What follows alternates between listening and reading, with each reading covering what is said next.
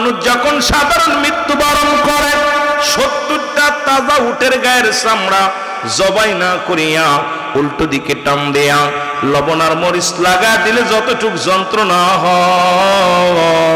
হয় এর চাইতে 70 গুণ যন্ত্রণা হয় একটা মৃত্যু, সাধারণ মৃত্যু।